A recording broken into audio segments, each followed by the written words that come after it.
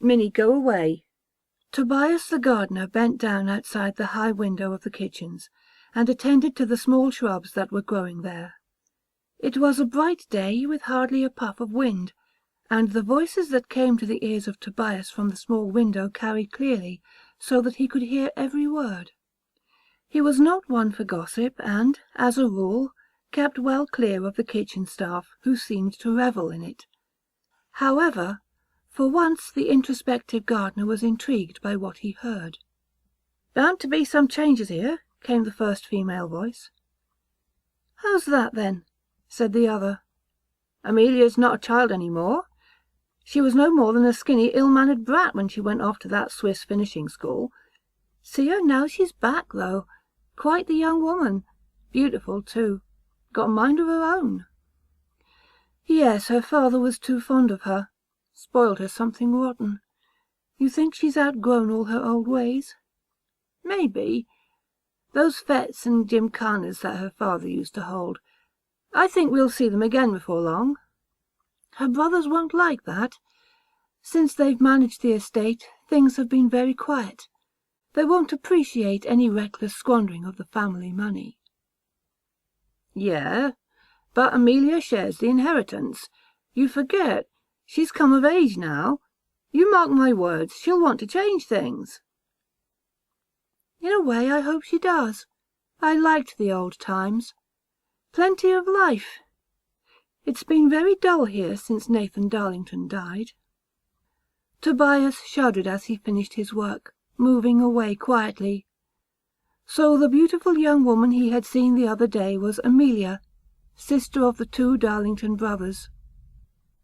Tobias, who was not an attractive man, and one who kept well to himself, had felt some alien emotion stir in his breast as he had seen the girl, though he had quickly smothered it.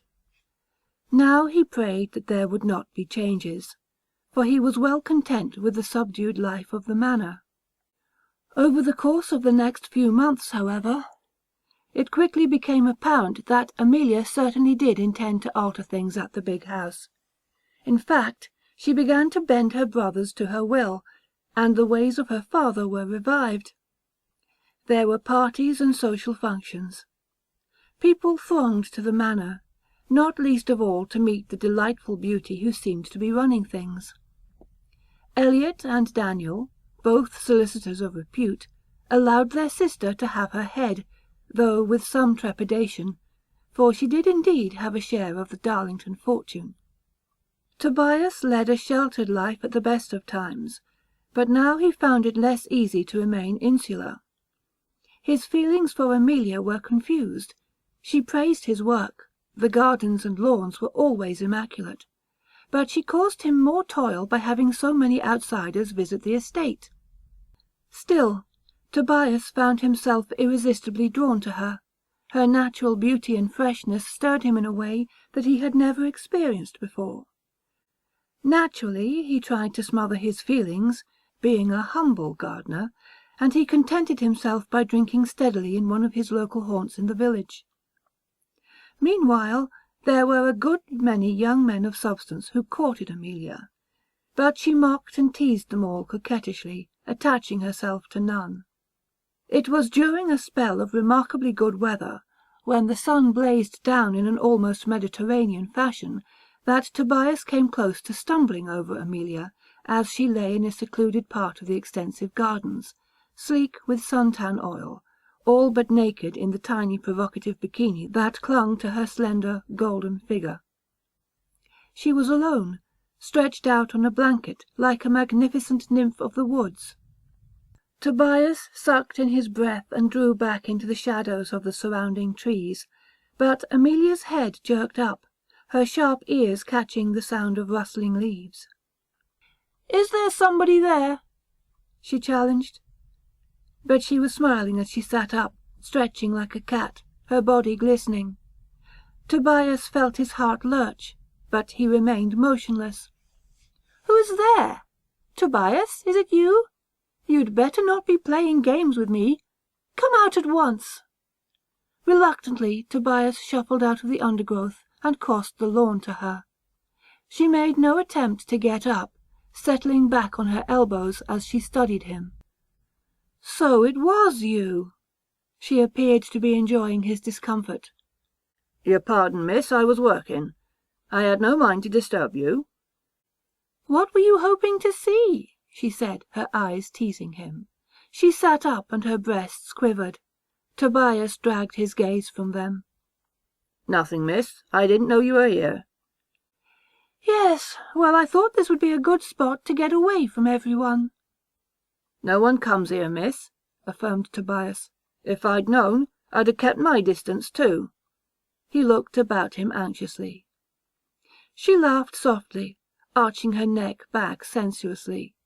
She glowed with enticement. After a moment's thought, she regarded him oddly. "You're a lover of nature, Tobias. Tell me, am I beautiful? Do you like me? You are used to caressing the flowers, gently tending the plants. Am I desirable?" He swallowed hard. If the Darlington men caught him here, they would punish him for his impudence. "Aye." "Oh, come, Tobias," she taunted, leaning forward. "Surely you have desires." She ran a hand through her hair. "You must have." "I must get on with my work, miss," he said abruptly, turning and hurrying off, before she could tease him more. Her tinkling laughter followed him into the bushes. It was a sound that stayed with him throughout the sweltering day, and that night, tossing on his lonely bed in his outhouse, it trickled into his dreams. After that, whenever he saw Amelia, or when they met in the gardens, he could never look into her eyes. She had at once sensed his embarrassment, having also sensed his emotional turbulence, his desire. For his part, Tobias felt a continuation, a heightening of his— what was it? Lust? He knew at least that he wanted her, though he knew also that his station in life, his unattractiveness, made that thought ridiculous. Yet in spite of this she continued to tease him, to pout at him as though leading him on. But he knew she toyed with him. He had seen her making fools of all those so-called suitors who flocked here to pay court. He would not allow her to ridicule him. Whenever he felt that he had come to terms with his welling desires, it seemed that Amelia knew of it, for she would mock him deliberately, and flaunt herself unashamedly until he could not bear it. He could never realize his needs, so he must find a method of punishing her heartlessness. There seemed no good reason for her behaviour. It must be sheer spite. Certainly he could not accept that she felt anything for him. Eventually, when he could bear it no longer, he decided he would ravish her. How it could be done he had no idea, for her brothers would kill him if they found out he had so much as touched her. But he must do it. Patiently he brooded, determined now to find some way of dishonouring the temptress. It was during this period that the first hints that something was amiss in the Darlington household began to vibrate along the servants' grapevine. Tobias had little to do with the rest of the staff, an arrangement which suited them, but he heard the rumours. Apparently Amelia's behaviour had upset her brothers, though what exactly she had done no one knew or was saying. Tobias blessed his fortune, thinking that perhaps he would be able to use Amelia's indiscretions against her somehow. Discreetly he listened for more shreds of gossip.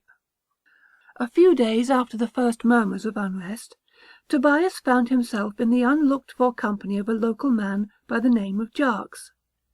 This loud fellow, reputed to be a gossip, and a man with a nose for embarrassing tidbits of information, had sidled up to where Tobias was already slumped in one of his regular bars.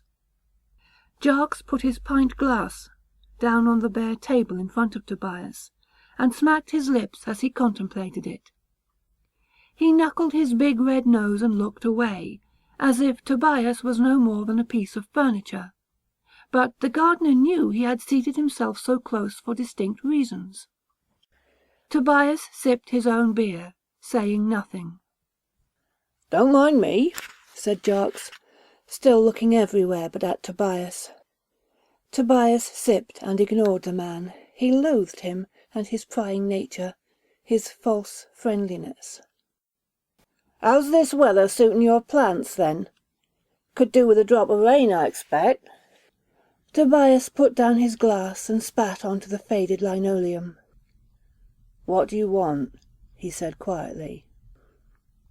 Jarks looked taken aback. He gulped noisily, piggishly at his beer. "No need to be standoffish.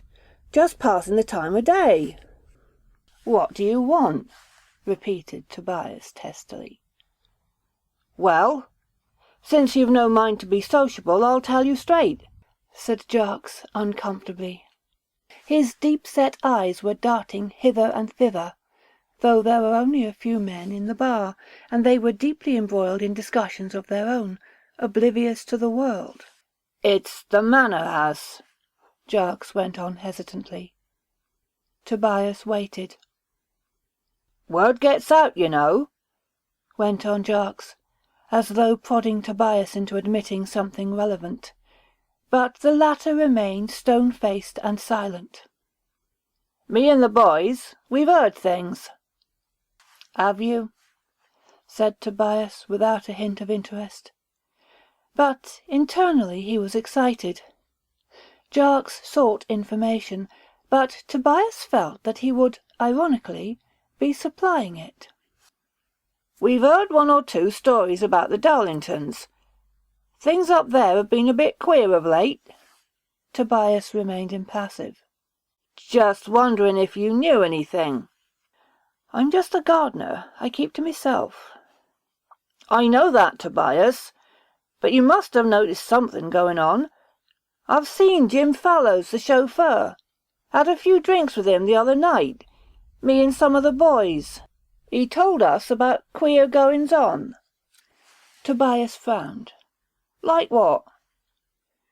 Jarks glanced suspiciously towards the bar. His voice dropped. "Miss Amelia. Been getting up to some funny tricks." Tobias felt his own eyes narrow, but he controlled himself. "Oh? Strange things at night?" Jarks nodded, as though this revelation had to strike the chord of response in Tobias that would reveal all. Tobias stubbornly remained unresponsive. "And these here spiders?" Tobias at last looked interested. "Eh? What's that you say?" Jarks was taken aback. "Don't you know about it?" "Spiders? What about spiders?" Tobias had never shared the secret with anyone, but he had an odd affection for the little arachnids, which were good friends to the gardener. Miss Amelia, you saying you ain't heard?" Tobias shook his head, puzzled. "Jim Fallows told us. He were a bit drunk. Forgot himself." "He knows more'n I do." "He said the maid ran out shaking," said Jarks. "She went in to clean out Miss Amelia's room, and there were dozens of 'em. Spiders, crawling all over the bedclothes. Little black spiders." Tobias shuddered visibly, drowning half his drink in one. The image was disturbing. "First I've heard of it." "Ah, there's more, though, Tobias. Word's got round. Seems like Miss Amelia is fond of the little horrors. Encourages 'em." Tobias scowled. "What do you mean?" "The maid says she keeps 'em, like pets. Got glass cases hidden away with hundreds of 'em. Different types and all.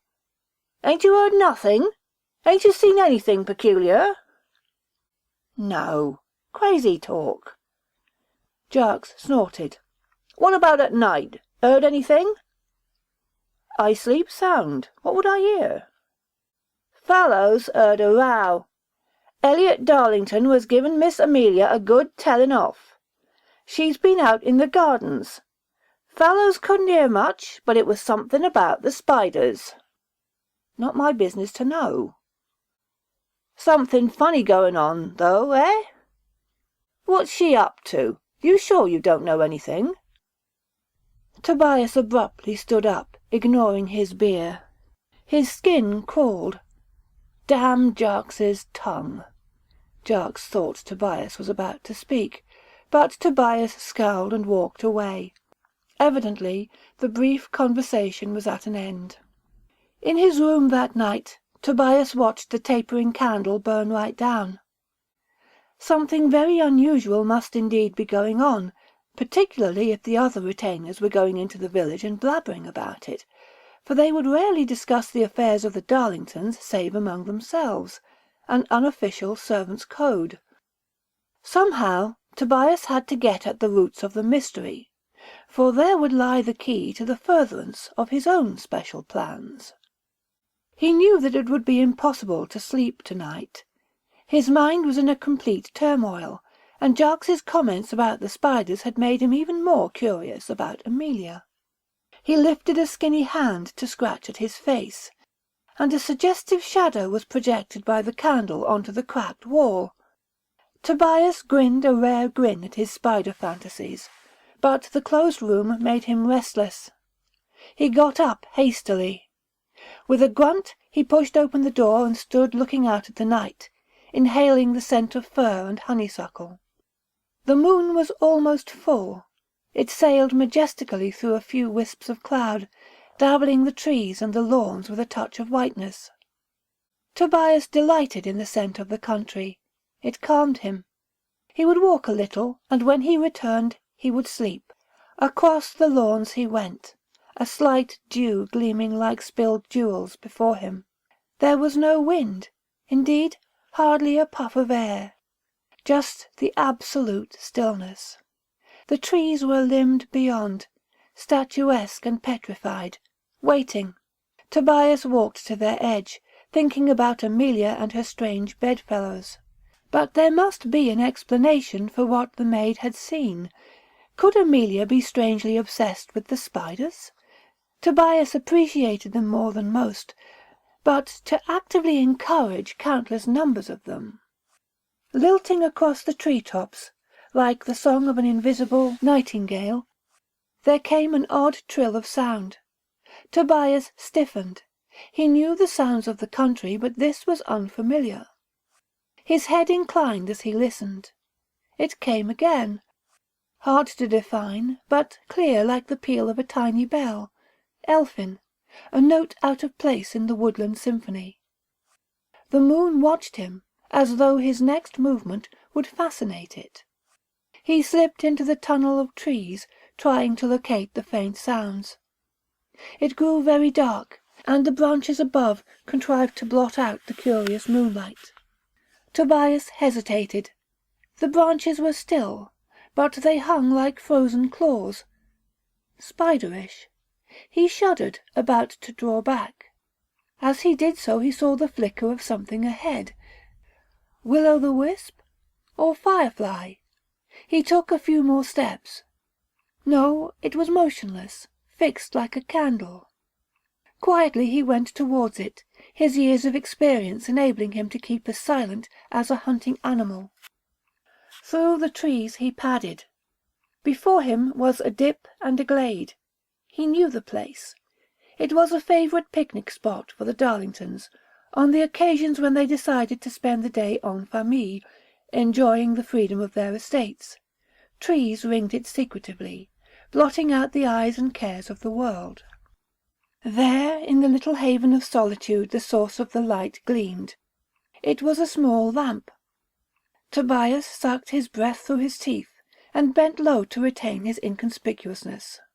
There was someone here, a lone figure, arms raised as though in a silent invocation to the moon. Amelia! Her form was unmistakable to the one who had clandestinely studied it for so long. But why was she here? Had something within her mind turned, leaving her not quite sane? Was this what had so disturbed her brothers? Her voice emitted a single note, pure and sweet. Tobias, heart thudding, felt his emotions welling like a spring. Amelia's head turned, quick as a bird's, and she looked directly towards him, as though he were a beacon of evil thoughts. Flushed, he spun round and blundered off, running as fast as he could, careless now of sound. He ran all the way back to the room, closing the door and slipping the bolt. He got into bed and kept very still, waiting. But nothing came to disturb him. The early morning found Tobias spraying a rose-bed some distance from the manor-house. It was a warm day already, and the sky had rid itself of the last wispy tatters of cirrus. It would be too hot to work later on, so Tobias had risen early. He wasted little time puzzling over the unusual events of the night, which in retrospect were no longer unsettling. Amelia's remarkable behaviour was something he could not begin to explain, so he did not try. Instead he tried to think of how he could turn it to his own advantage. Would her nocturnal strayings into the picnic dell be regular? Was this the sort of secretive activity that had so upset the rhythm of the household? Tobias tended his roses. His fears had been melted by the bright daylight, no more remembered than a passing dream. As he bent to inspect a pink-hued bloom, he sensed movement behind him. Straightening, he turned. Amelia faced him, alone, an almost coy smile on her unblemished face. "Good day, Tobias," she said sweetly. He shivered apprehensively, feeling like some insect enmeshed in the sticky cobwebs she had woven. The image upset him even more, and he stepped back, almost tripping over the spray tube. "Are you frightened of me?" She laughed softly, and he recalled her pure voice in the night. He was not sure how to react, but he shook his head. "Not going to run away from me again?" The words hung delicately on the air, rich in suggestion. Again. She had seen and recognized him then. He shrugged, watching her as though she were stalking him. Her eyes were alive, but bore no trace of malice. "Don't know what you mean, miss." She stepped lightly closer. "Yes, you do, Tobias." Her slim fingers reached out and caressed the petals of a rose. It seemed somehow sinister, that caress. Tobias nodded, his mouth slack. "Have you told anybody?" she hissed, her eyes suddenly cold. He shook his head. "You're sure?" She stepped even closer. He was fascinated. "No one, miss. No one will know." "That's good, Tobias. Very good. Do you know what I was doing?" She moved away, walking slowly along the edge of the rose-bed. Tobias felt himself held in her uncanny spell, and again the idea of a thin thread tugging him to her suggested itself. Like a faithful dog, he followed her a few paces behind. "No, miss." She turned and faced him, her eyes alight. Mocking? Was she? He felt a stab of anger. If she was to begin that again, he would lose control. The spell would snap. He could feel his libido stirring. "Communing, Tobias. I was communing." "I don't understand, miss." "You will." She turned lithely away again, leaving an enigmatic void. Tobias stood rooted. "Does it interest you, Tobias? You're a lover of nature and the wild things. Your spirit drifts with the breeze, the stream, and your heart beats in tune with the things that grow. You hear the tread of the tiny creatures, and smell the plants, sense their whispers. You understand, don't you? You are alive. All the others, they know nothing. Their senses are paralyzed. They are blind. Shall I tell you something? They sent me away, abroad, to learn. Well, I did. I learned things there that I had never been aware of. In Switzerland, amongst those giddy heights, I tasted the truth. I learned to listen to the earth, breathe. I learned to love all the living things, no matter how small, Am I mad, Tobias? Do you think I'm talking nonsense?" He cleared his throat. "No, miss. Folks just don't realise. You're right in what you say. I heard you singing. It was very beautiful." She seemed to be pleased by that. He prayed that she was not mocking him. He had wanted to ravish her, to hurt her, but now he felt only warmth, closeness. She had touched at the strings that moved him. She knew the realities of what surrounded them all. There was no madness in that. "I was communing when you found me last night," she said. "You startled me. Otherwise, I would have asked you to join me." He was slightly bemused. Join her? Why should a goddess favour one so low? "Didn't mean to pry. I saw the light. Thought it was poachers." "That's all right. At least you know why I love the woods at night. The peace of the night is unspoiled. To be one with that peace is everything." "Yeah." "Your flowers," she said, again touching the soft petals lightly, and this time there was nothing sinister in the motion. "They are beautiful. They reflect what is in you, Tobias." She had never spoken to him this way before. Gone were the teasing jibes and the veiled insults. It was almost intimate. His breathing quickened. "Tonight," she said, "I will be there again. Will you come?" Was she insane to ask him? Was there some grim joke attached to this? "No one will know. My brothers will be out of the country on business. Come to the dell tonight. It will be our secret." He stood for a long moment like a machine that had been immobilized. She smiled, and then was gone, sudden as a breeze. Behind her she left a cocoon of magic, and within it Tobias felt his pulse juddering. The day floated by. When it was dark and the full moon soared high in a spangled sky, with silence settled on the grounds and woods of the estate, Tobias sat again in his room, watching the sputtering candles sleeplessly. Should he go? Certainly he longed to venture out into the shadows of the woods to the dell, but it was all madness. What could Amelia possibly have in mind? A tryst? That was unthinkable. She was so beautiful. She could choose any man she pleased.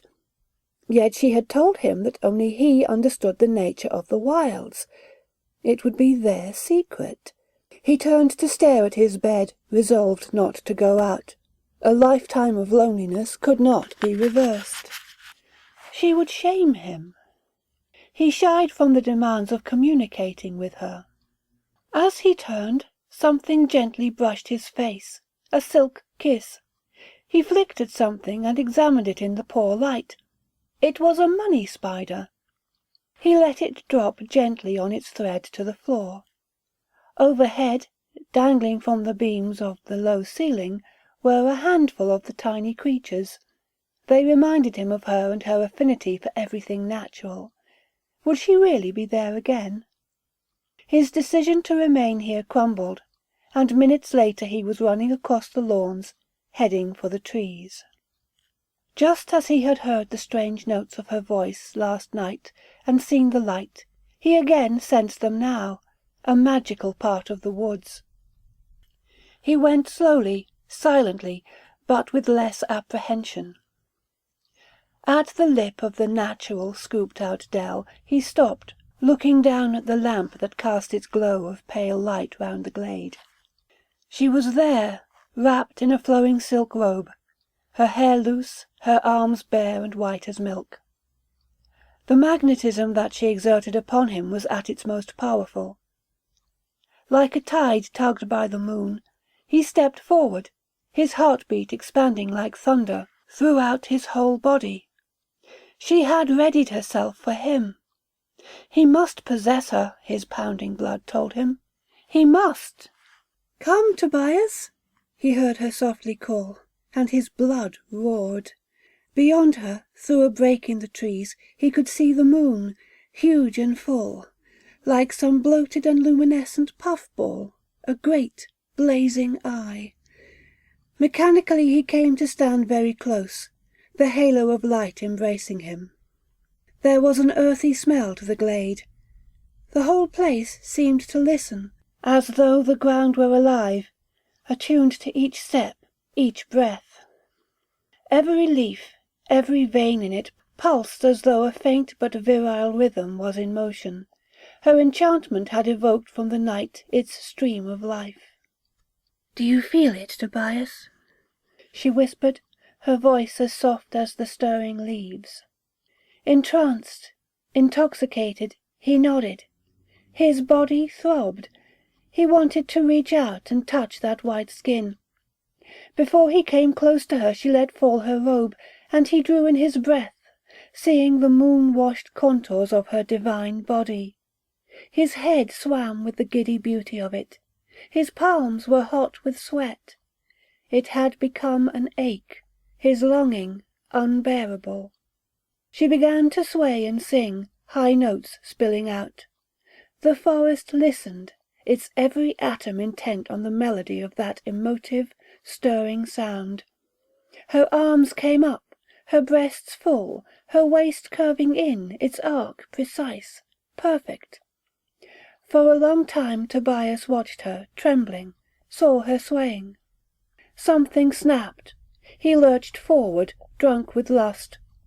As though she had been anticipating his movement, she swept aside like a shadow. Tobias closed in on air, stumbling, falling, sprawling. The rich earth welcomed him as he toppled, smearing him. He looked up, stunned, and on Amelia's face was a malevolent gleam of triumph. She began to sing and weave about him, arms held out at strange, unnatural angles. Tobias watched her, a bird watching a snake. He could not move. She had become the spider of the web, spinning her evil about him to hold him down. He tried to rise, but could only grovel. Then, from out of the earth and from the grass, they came. They tickled across his hands, 10, a score, 100. They seemed to scuttle from every leaf and every blade of grass in that silent place, moving rhythms in sympathy with the voice of the girl. Spiders. An army of them had materialized, popping out from an unseen dimension of the dark. Amelia continued to weave her diabolical dance, as though it was by her command that these crawling legions poured forth towards the bemused Tobias. His arms were covered. He beat at them, eyes beginning to widen in fear. It was as though the entire glade had come to life, communing. Millions of the little black shapes marked like ants to the focal point that Tobias had become. He screamed. The awful stridency pierced the night, but the trees muffled it as though they were a party to the terrible events. At last Tobias got to his feet. The spiders still came on, a ghastly, endless parade, yet they avoided their mistress, who continued to sing. Her voice was like some supernormal force, the tide that carried these myriad creatures to their feast, her notes a web that united them. Shrieking, Tobias ran from the grove, away from the place where he had entered the woods. He ran towards the moon itself, which glowered down without pity. As he rushed at it, a new element was added to his terror. Amelia had unleashed some further power that dipped deep into the bounds of insanity. For as Tobias looked to that great moon filling his horizon, he saw gigantic fronds of web swaying down, as if earth and moon were moored together by the dangling, silken cords. They swayed, beckoning. He had forgotten the moving carpet of creatures on which he trod as he blundered on. He burst out of the woods, refusing to believe what he saw. Across a wide field he ran, throat raw, breath rasping, away from the nightmare grove and the weaving arms of the temptress. He ran up the grassy slope of a low hill, heedless of direction, eyes half closed in exertion. Then the last of the night's horrors confronted him. It was a vision of pure madness, a huge, monstrous travesty of everything sane and coherent. Melody had become discord, reality disjointedness. Tobias screamed again, his eyes bulging, as that appalling sight mocked his reason. From down those gigantic impossible cobwebs of the moon lurched a titanic shape, its legs spread far across the hill as it came for him. It was a spider, rearing up hundreds of feet, its mandibles waiting, greedily, to snap him up. George Pethick was walking steadily up the incline in the sunlight, a weather eye on the stragglers of his flock as the sheep bleated, looking for the best grazing. George's 2 sheepdogs were running alongside the flanks of the flock, content to leave the sheep alone until George gave them a particular order. The farmer wiped sweat from his neck with a grubby scarf. "Going to be another hot one today. Must have some rain soon." One of the dogs began to bark loudly. It had moved uphill away from the sheep, and was worrying at something in the grass. "Calm down, boy," George called, climbing to investigate. "What you found, God almighty!" He had reached the place and stood back in shock, for it was a body. Tobias was sprawled on his back, his face a mask of horror as he stared skywards. He was dead. George turned away, aghast. "All right, boy. Leave it be." He moved off downhill towards home with a last glance back at Tobias. The sun blazed down, casting a huge shadow, the edge of it touching the corpse. The dead eyes gazed up, apparently still fixed on the arms of the humming pylon.